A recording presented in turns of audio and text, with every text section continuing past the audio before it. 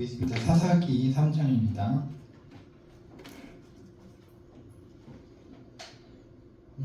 사사기 3장 15절부터 보겠습니다.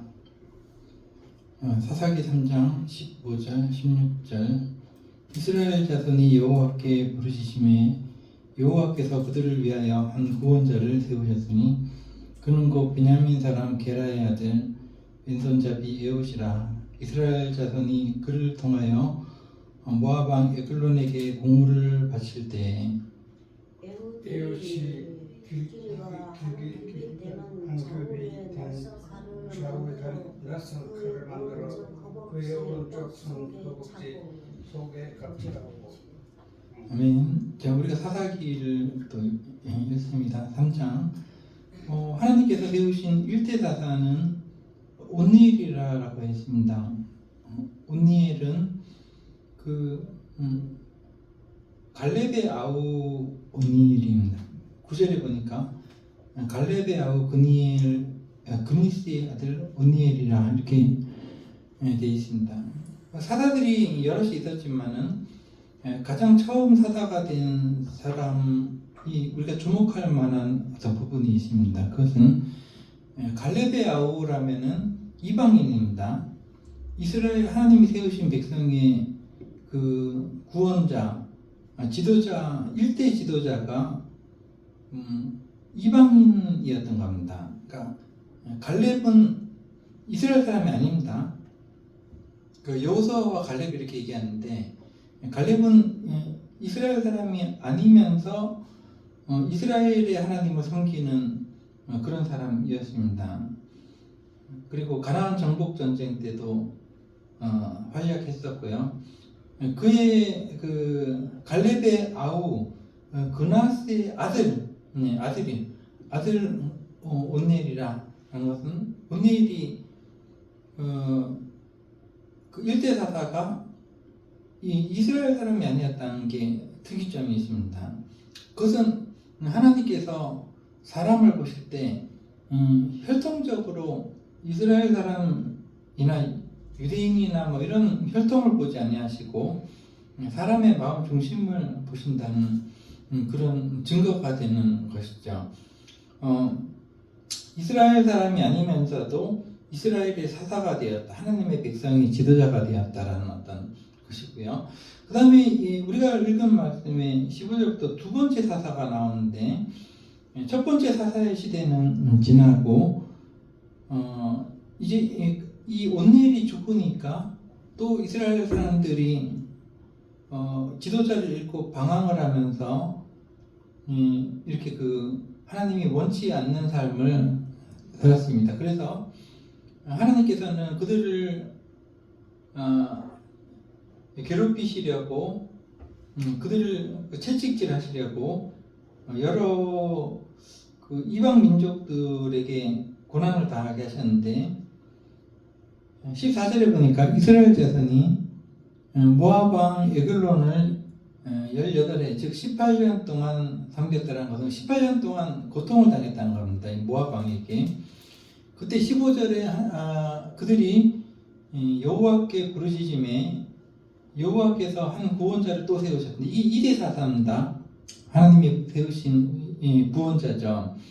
근데 그는 그 베냐민 사람 게라의 아들 왼손잡이 에옷이라 이렇게 나오는데 보통 보면 하나님께서 지도자를 세우실 때 제대로 된 세력을 가진 사람을 그 가문도 좋고 이런 사람을 세우셔야 이렇게 그 좋은 게 아닌가라고 생각하겠지만은 베냐민 지파는 이스라엘 12지파 중에서 가장 약한 지파이고 실제로 베냐민은 야곱의 12아들 중에서 마지막 아들입니다.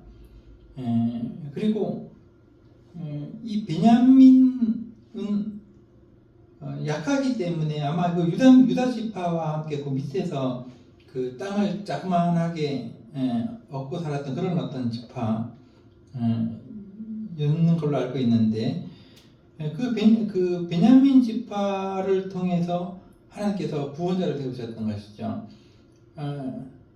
하나님께서 나중에 이스라엘의 1대 왕 사울을 세우실 때도 베냐민 지파에서 나게 하시고 그 후에 예수님 시대 이후에 사도 시대에도 사도 바울이 베냐민 지파였습니다. 그러니까 약한 지파인데도 불구하고 하나님께서는 훌륭한 사람들을 이 지파에서 세우셨다.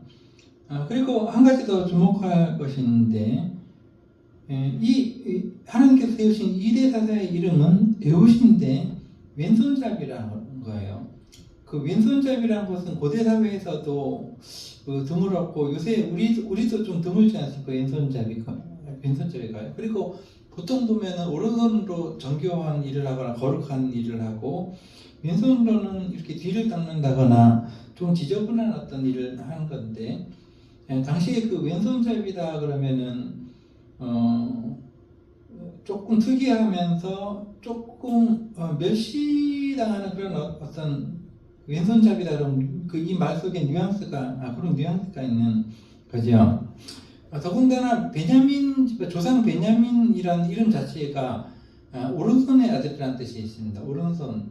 근데 이 오른손의 아들이라는 뜻을 가진 베냐민 지파에서 왼손잡이다 그러면은 에훗이라는 사람 자체가 글쎄요 그 당시에 지도자가 될 만한 사람들이 인정할 만한 사람이 아니었다라고 보여지기도 하는데 정확한 어떤 표현은 없기 때문에 그건 확신할 수가 없지만은 왼손잡이였기 때문에 이제 그 모압 왕 이스라엘을 괴롭히는 모압 왕을 죽이는데 보탬이 됐습니다. 왜냐하면은 이스라엘이 18년 동안 모압 왕을 섬길 때 뭘로 섬기겠습니까? 돈으로 섬기겠죠.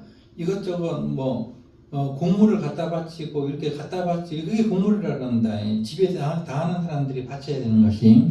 근데 그때 왕에게 나가는 어떤 신하나 이런 사람들은 그 왕의 어떤 경호원들이 수색을 하겠죠. 몸을 수색하겠는데 보통 보면 오른손잡이기 때문에 그 왼쪽에 칼을 차는 거죠. 그래서 경호원들이 뒤져볼 때 왼쪽에 칼이 있는가를 찾아보는 겁니다.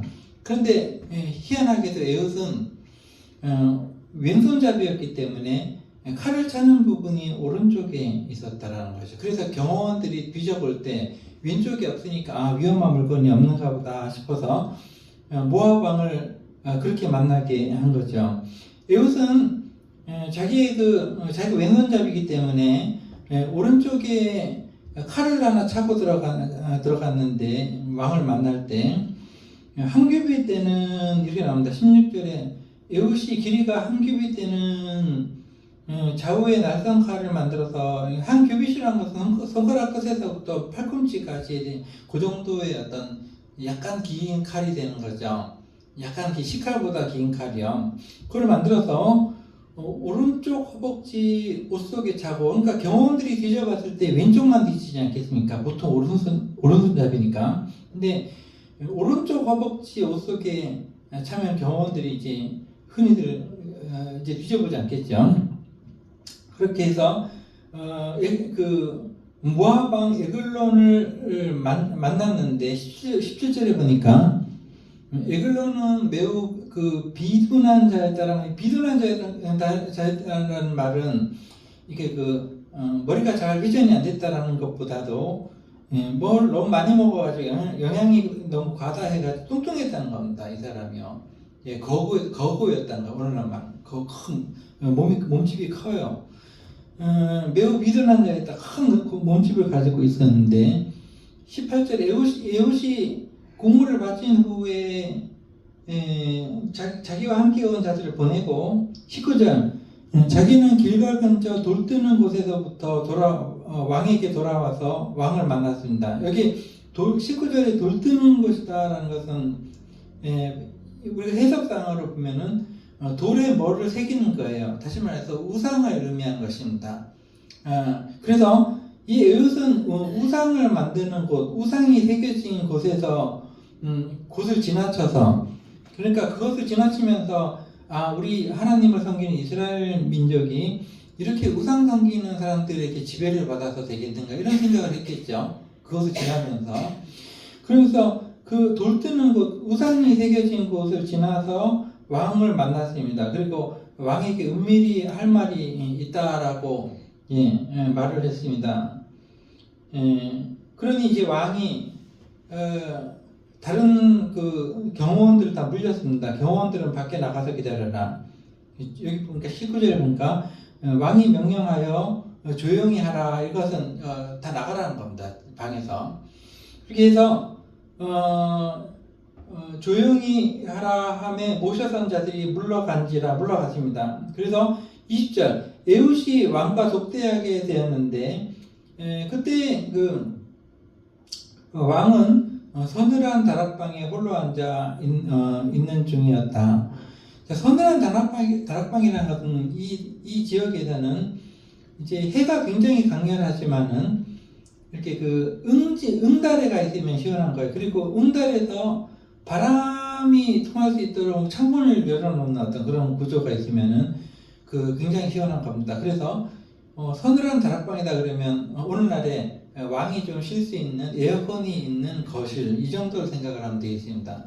에어컨이 시원하게 나오는 거실 고대 사회에 있어서 거기서 홀로 앉아 있는데 에훗이 만난 겁니다. 경호원들을 다 물리고 둘이 독대를 했는데 에훗이 말하기를 내가 하나님의 명령을 받들어 왕에게 아랠 일이 있나이다.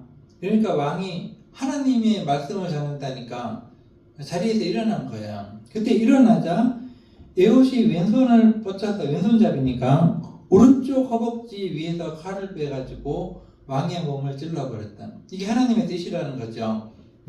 하나님의 백성들을 괴롭히는 모압 왕 하나님의 뜻은 그를 제거하는 것이라는 거죠. 찌름의 22절에 얼마나 확실하게 찔렀는지 얼마나 감정이 들어갔는지 칼자루도 날을 따라 들어가서 보통 보는 칼날이 있고 그것을 손으로 잡는 칼자루가 있지 않습니까? 근데 칼자루가 함께 그 왕의 몸에 박혀버린 것입니다. 그래서 칼자루도 날을 따라 그 왕의 몸에 박혀가지고 칼의 끝이 등 뒤에까지 나가버렸다. 그러니까 몸이 굉장히 거구인데 칼도 길지 않습니까? 근데 몸이 얼마나 거구했는지 몰라도 긴 칼이 한 규빗 되는 긴 칼이 그 왕의 몸에 쑥 들어가서 칼 자루까지 들어가 버렸는데 이걸 빼내려고 하니까 뺄 수가 없는 거예요. 왜냐하면은 몸이 항상 하수동통하니까 비계가 많은 거예요. 몸에 사람의 몸에 그 피부 하부의 어떤 지방층이나 그 간이나 이런 위에 있는 그 기름들이 있지 않습니까? 그러니까 칼이 그쪽으로 들어가서 칼 자루까지 들어갔기 때문에 또 비계가 그 칼을 꽉 붙들고 있었기 때문에 빼낼 수가 없었다는 거죠. 그만큼 확실하게 제거를 했다는 것입니다. 그 다음에 에훗은 현관 거기서 나와서 자기가 왕을 죽인 다락문을 닫아버렸습니다. 닫고 나가면서 속인 거죠. 왕의 신하들, 경호원들에게 왕이 지금 그냥 혼자 있고 싶다더라. 그렇게 얘기를 하고 그냥 도망쳤습니다. 도망치니까 이제 왕의 신하들이 왕이 지금 서늘한 방에서 그의 발을 가리우신다라는 것은 발을 가리운다는 거는 성경에서 용변을 본다 이렇게 그런 말입니다. 용변, 그러니까 대변을 보시나 보다 뭐 이런 의미가 되는 것이죠. 그러니까 왕이 지금 저기서 안 나오시는 걸 보니까 좀 용변을 보시라는가 보다 하고 오래오래 기다려도 왕이 나오지 않자 25절에 열쇠를 가지고 가서 열어본즉 왕이 엎드러져 죽어 있었다. 그런 광경이 벌어졌다는 것이죠. 어떻게 보면은 조금 이제 속이면서 이제 앞에 1대4사 같은 경우는 온니엘 같은 경우는 정정당당하게 싸웠거든요.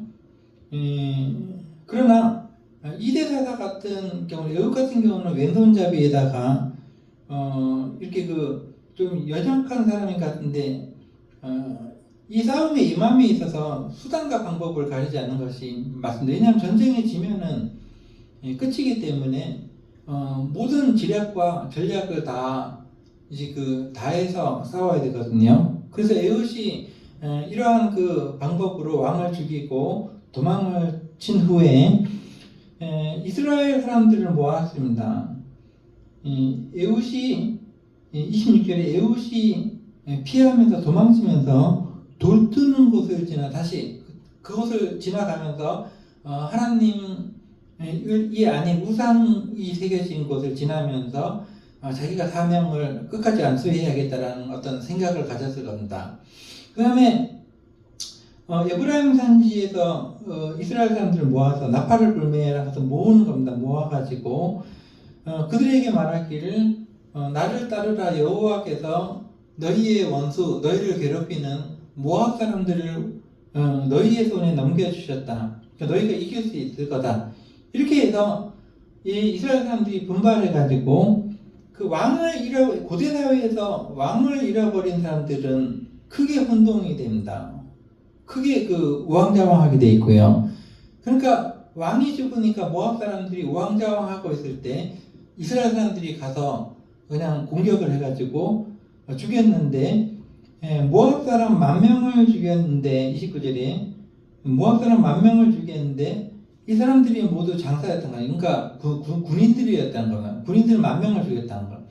그것도 한두 명 남겨둔 것이 아니라 이스라엘 사람들은 한 명도 도망치지 못하게 다 죽였다는 겁니다.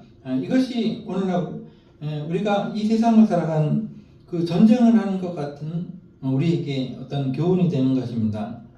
전쟁은 확실하게 이겨야 됩니다. 하나님께서 주신 기회나 어떤 능력이 있다면은 우리가 보통 보면 싸우기 싫으면은 지배당할 게 마련입니다. 모든 것이 그렇습니다. 우리가 이 세상을 살아갈 때 힘을 기력을 잃어버리고 손을 놓게 되면은 그대로 평온할 것 같지만은 평온이 없습니다. 진정한 평온은 싸움에서 이겨야지 얻어지는 것이거든요. 30절에 보니까 그 말이 나오지 않습니까? 이스라엘 사람들이 그렇게 확실하게 이겼기 때문에 80년 동안이나 평화가 찾아왔다. 그러니까 한 사람도 남기지 않고 다 죽이는 수고, 그만한 어떤 격렬한 어떤 삶에 대한 애착, 어떤 평화에 대한 사랑, 이런 것이 있었기 때문에 그 많은 모압 사람들을 죽일 때 한 사람도 도망치지 못하게 해서 죽였고, 그렇게 확실한 승리를 거뒀기 때문에 에훗 시대에는 40 몇 년 동안 평안했다고 나와요. 11절에 보니까 1대4사 시대 때는 40년만 평안했는데 지금 2대4사 에훗 때는 31절에 보니까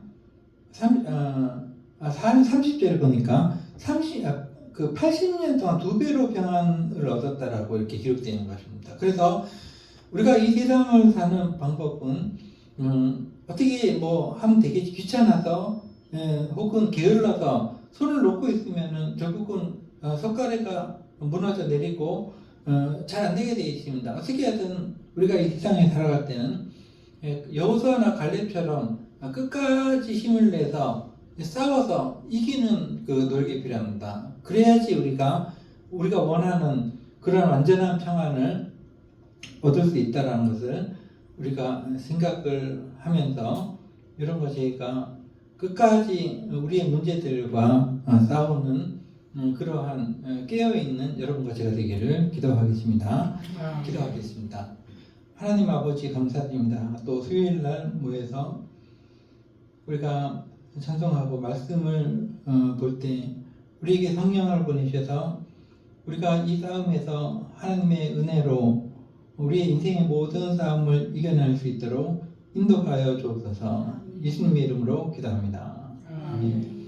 하늘에 계신 우리 아버지 이름을 거룩하게 하시며 아버지의 나라가 오게 하시며 아버지의 뜻이 하늘에서와 같이 땅에서도 이루어지게 하소서. 오늘 우리에게 일용할 양식을 주시고